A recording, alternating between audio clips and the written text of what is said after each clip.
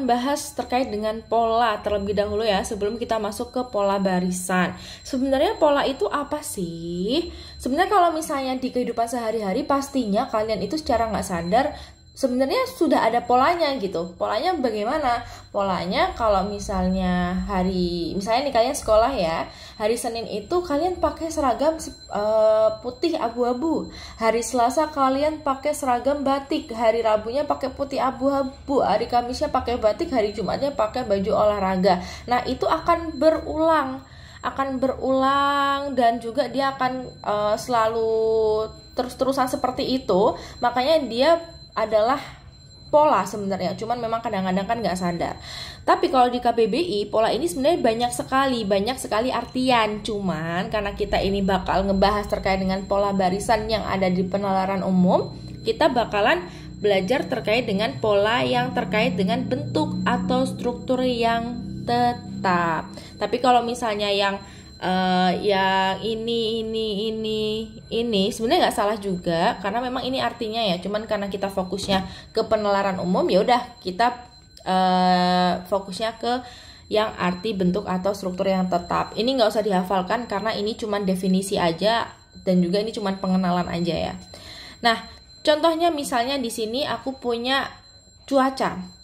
Ternyata hari Senin itu selalu hujan, hari Selasa cerah, hari Rabu hujan, Kamis cerah, Jumat hujan. Nah, ketika nanti ada pertanyaan, berdasarkan pola sebelumnya, hari Sabtu bisa kita ramal bahwa hari Sabtu itu keadaan cuacanya seperti apa. Pastinya kita bisa menjawab hari Sabtu ternyata cerah.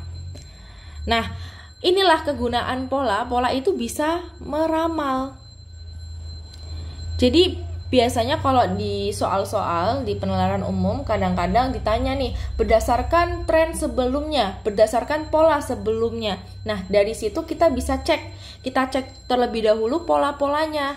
Gimana sih polanya, dan nanti kita akan bisa meramal masa depan. Meskipun nih misalnya nggak ada data hari Sabtu itu seperti apa, tapi kalau kita melihat data sebelumnya, melihat tren sebelumnya, kita bisa menyimpulkan bahwa Sabtu itu cerah. Seperti juga tanggal Harbolnas atau Hari Belanja Online Nasional, dia juga berulang 11, 22, 33, 44 dan seterusnya hingga 12.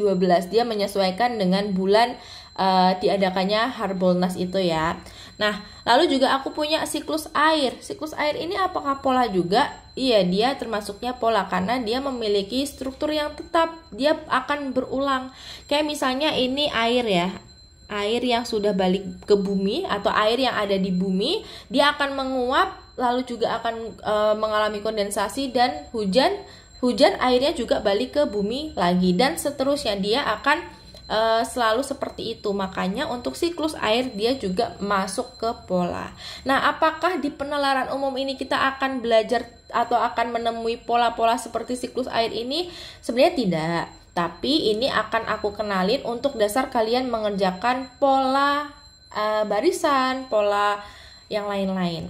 Nah, untuk jenis pola barisan yang ada di penalaran umum, penalaran kuantitatif, dan juga ini nanti akan berguna sekali ketika kalian mau ikut tes potensi akademik atau TPA. Karena memang pola barisan ini selain di penalaran umum, dia juga akan sering sekali ada di TPA.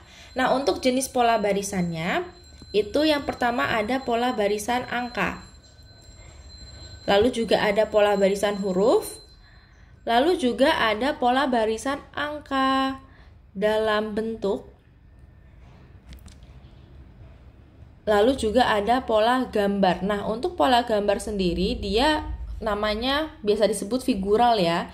Cuman untuk figural sendiri dia tidak ada di penalaran umum, tapi memang untuk figural ini biasanya ada di TPA. Nah, untuk figural itu dia ada figural serial, ada yang namanya analogi, dan juga ketaksamaan. Cuman kalau misalnya yang figural ini kalian nggak usah belajar dulu kalau misalnya mau fokus ke penalaran umum ya, karena memang figural nggak ada. Cuman kalau misalnya nanti kalian itu ada rencana untuk mengikuti tes yang ada TPA-nya, kalian juga harus belajar figural. Cuman nanti kita akan fokus ke angka, huruf, dan angka dalam bentuk. Jadi tonton video selanjutnya untuk memahami pola-pola barisan.